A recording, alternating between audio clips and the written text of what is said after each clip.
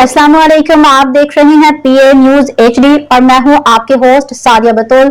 शामिल करते हैं आज की अहम खबर शामिल करते हैं कसूर से डिस्ट्रिक्ट चेयरमैन कसूर सेठ मोहम्मद ज़ीशान अराइन की रिपोर्ट। बड़े सगीर के अज़ूम सूफी बुजुर्ग हजरत बाबा बुल्ले शाह की 268वीं सालाना उर्स के मौके पे आने वाले ज़ायरीन को जी आया नो।